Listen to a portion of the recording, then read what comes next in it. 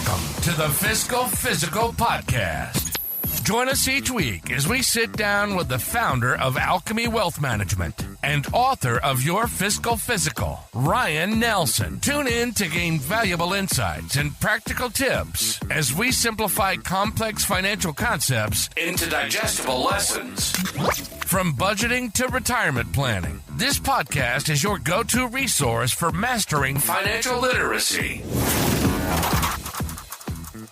Welcome, everybody, to this week's episode of the Fiscal Physical Podcast. My name is Aaron. I am here with Ryan, as always, the founder of Alchemy Wealth Management. And Ryan, well, first off, how are you today? Doing well. How are you doing? I'm doing good. You know, I ask that to you almost every episode, and I don't think you've ever had a bad day. So, not yet. You know, Yeah. We'll see. We'll see if we crest the 100 episode mark, if we can revisit that to see if see how you're really doing there. But you know, I'm excited to always share some time with you here, man. You know, a few minutes here, a few minutes there. I feel like I learn something every time. Hopefully the listeners think the same. And if not, you know, thanks for tuning in regardless. So, but today, Ryan, we're going to talk about some acronyms, which, you know, are my favorite thing to speak about here. But we're really going to dive into employee stocks and options. You know, something even as like a little kid, I remember, you know, seeing movies or talking to people and like being like, oh, you get like, you know, you buy stock in a company. And whether that was, I didn't really know what that meant, but like getting, you know, oh, I'm an employee, so I can buy stock options or these certain things. And I don't really know what that is. I've never worked for a company where I could buy stock options. So curious to see like what that actually means. Could it be a tool to build wealth? What is it? What should some people know? So I'm really kind of naive on this subject, which I am with a lot of these, if we're being honest. So why don't you take it away here? See what we can learn today. Yeah. So let's talk basics. So what is an employee stocks and options? So there's ESPPs, RSUs, NSOs, ISOs. You guys can't see this because it's not on video, but my eyes just glossed over. Yeah, exactly. Yeah. Exactly. It can feel a little overwhelming. Yeah. But so ESPP, that's an employee stock purchase plan. Employee stock purchase plan, ESPP. That's where your company gives you the ability to buy company stock at a discounted rate. So when I was in college, I worked at NV Energy. They had an ESPP plan, right? So like every month or how did that work? I don't even remember, but like every 6 months, right? So I would put money into this ESPP account. So I'd put it in from my paycheck. It would accumulate for like 6 months, and then it would purchase at, you know, whatever the lowest price was over that 6 months and at a 15% discount or something. Oh, okay. Huh. So it's a way for me to purchase stock at a discounted rate. So it's basically an opportunity for employees to use their own money to purchase stocks, but at some sort of benefit to the employee. Okay. There's RSUs, which are restricted stock units. I'll talk about all these in more detail here in a second. Sure. But so restricted stock units. NSOs, non-qualified stock options. So there's stock units and stock options. So RSU, NSO. And then there's ISOs, incentive stock options. So RSUs, the restricted stock units, they're granted shares, so shares that are given to you that invest over time. So I could give you shares of a company. If you came to work for Alchemy, let's say, I could give you shares of the company. They maybe would invest in 1 year, 2 years, 3 years, and 4 years. Way to try to kind of keep you, maybe not want you to leave the company, right? You're like, I'm going to stick around for these to vest, right? Non-qualified stock options, it gives you the right to buy shares at a set price. And then ISOs, they have some special tax treatments if some qualifications are met, but they're more favorable, but are also more complex.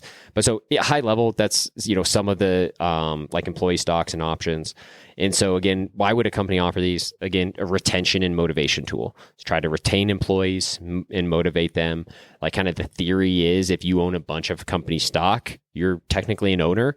Now, as the value of the stock goes up, you profit as well, right? And so now maybe, you know, you're more careful with company resources, right? You're more thoughtful in the decisions you make. You can act a little bit more like an owner of the company because you have more of a stake in how the company actually performs long term, right?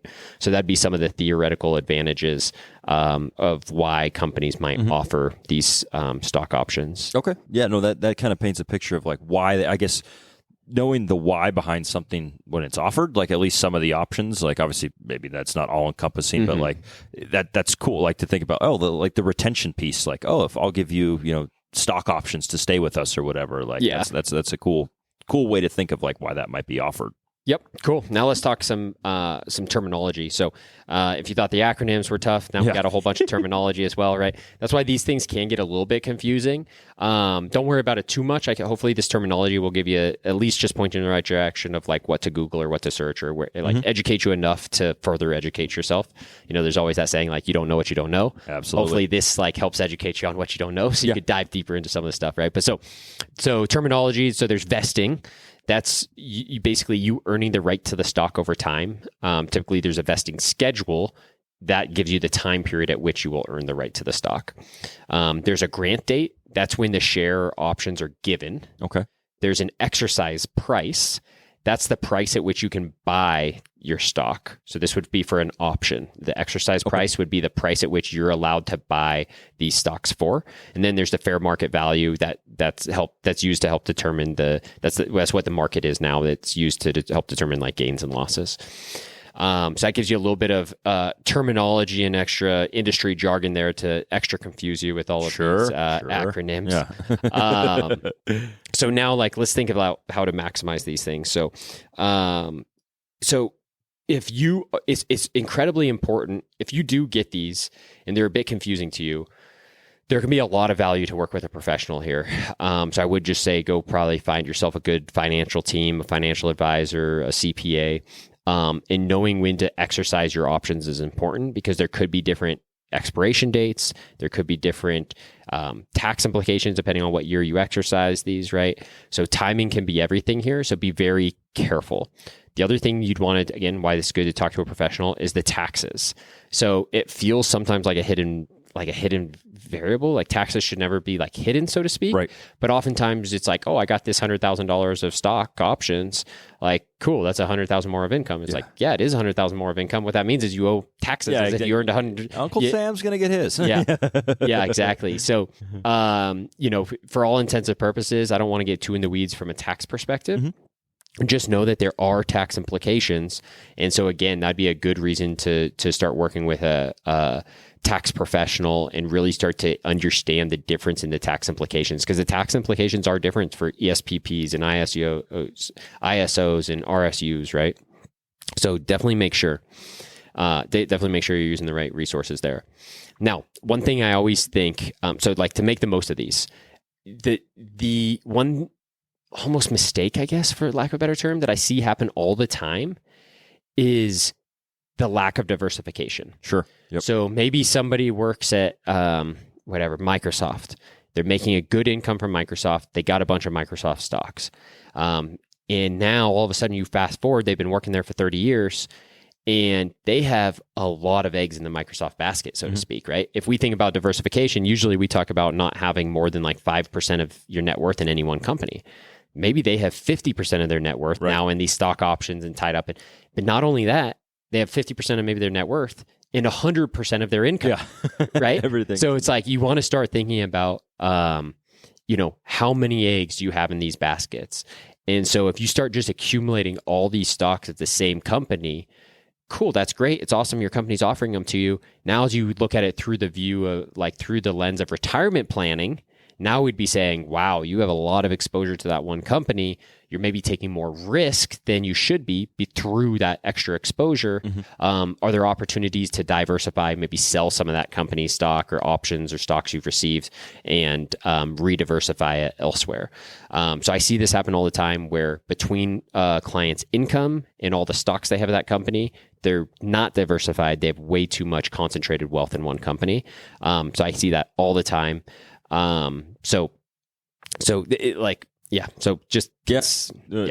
think that the eggs in one basket, and like you make such a great example of, like, I think of it as like Yeah, like you might get these options at a discounted rate or something like that, or you have these the ability to buy these things at a lower price, and that's great. Take advantage of that as best you can, but still like make sure that it's like, hey, everything you're buying it really cheap, awesome, but you probably want to buy something else at the same time. Like you want to make sure that you're not just, cool, I'm all in on Microsoft. Probably not. I mean, looking back 30, 40 years, probably not a bad choice. Sure.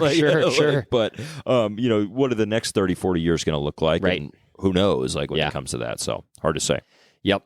You also want to understand like an exit strategy. So this would be a good conversation. Loop your professionals in. Also talk to like HR and people at your company and figure out what happens if you leave the company. Do the options expire? Can you take vested shares with you, right? Learning sort of what you actually have and using the company resources is a good tool there.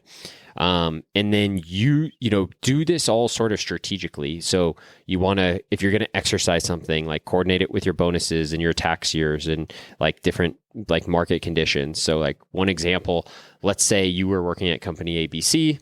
Company ABC gave you all these stock options. You're about to exercise them, and company ABC's stock drops by 30%. Would you continue to exercise it? What would you do? I'd probably consult my professional. That's a good answer. And I think, as with any question, like it's kind of a trick question, and the answer is it depends. Yeah. Imagine company ABC dropped 30%, but the entire market dropped 30%. Right. Yeah. So it's not that ABC did anything wrong. It's just that the entire market dropped 30%.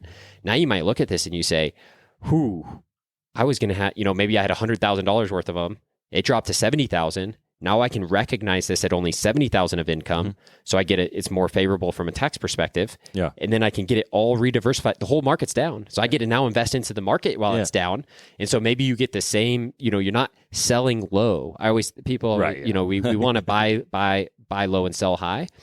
If you're reallocating, that's not the same as selling low. You're selling one investment low, you're buying another investment low, you're exchanging investments, right? You're basically rebalancing your portfolio. That's different than selling. Selling would just be taking it out of the market altogether.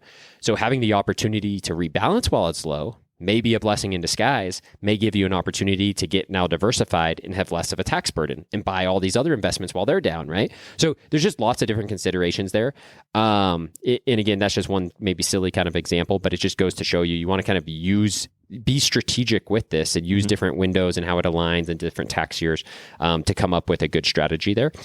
And again, like a stock dropping may be a good opportunity to diversify and sell it. Maybe a bad opportunity to diversify and sell it, depending on the conditions, right? Right. And so let me go over just a couple sort of examples. So we have a tech employee, right? These are kind of what to avoid scenarios that like it. I see occasionally. Yeah. So a tech employee, a lot of these you'll see are with tech companies. Sure. For whatever reason, these stock options and stuff became more popular with the like Silicon Valley and tech companies. So this tech employee is offered RSUs and NSOs. They waited too long to exercise the NSOs, which they were offered these non-qualified stock options, NSOs. They were offered these non-qualified stock options. They did not execute them. So maybe they were given a 10-year window to execute them. They did not execute them. The NSOs just expired and they didn't get they're worthless. Yeah. So that would be an example where it does sometimes make sense to let these things expire. It's not always a good financial decision to always exercise these. But if you're just letting it exercise, or if you're just letting it, it's one thing to make a financial decision to strategically not exercise it and let it lapse. It's another thing just to be sort of nonchalant and forget about the window. Larry the lingerer. Yeah, exactly. Yeah. It's a big shout out if you guys want to go back and look at that episode. Find that one. Yeah. So again, that'd just be an example where, by being passive and not actively involved in your own financial situation, this person just let these options expire. It just became worthless to them. So something that could have theoretically been very beneficial to them may have just expired. Whoops. Yeah. Another one is, I kind of already like spoiled this one, but people all the time will have like 50, 80% of their entire net worth in a single employer stock. And then again, if that employer, if anything happens to them, if they just underperform or if anything happens to them, now all of a sudden you got your income and 80% of your net worth tied to one company, that's sort of a recipe for disaster. Now here's an example of some. Well, let's just keep it at those two examples for now. Yeah. So some key takeaways. Basically, these stock options, these stocks and stocks options can be an extremely useful tool to build your wealth if managed wisely. But they can get a little tricky. So probably bring in some professionals, make sure you're executing them at the right time. You understand the tax implications. You are executing them if appropriate. Yeah. So they can be super useful tools, but they can be a little bit tricky. You're going to want to know the types of like the tax timing, what type of compensation is going to be classified as. You're going to want to consider the diversification. Are you kind of overweight in now that company stock? And yeah, just don't. I think too many people just assume like it's kind of free money, right? And they just fail to like remember or think about the tax implications, and it can create sort of a big year-end tax surprise. Right? Sure. You're like, hey, heads up! Like you made all this on it, but you're gonna have to pay on it too. Exactly. So yeah, that'd be kind of stocks and stock options in a nutshell. Yeah, and you have a great quote here too, Ryan. I'm gonna steal it here. I read this when we were outlining this, and I was like, holy smokes, that's great. I don't know. I doubt that you came up with this. No offense, but sure.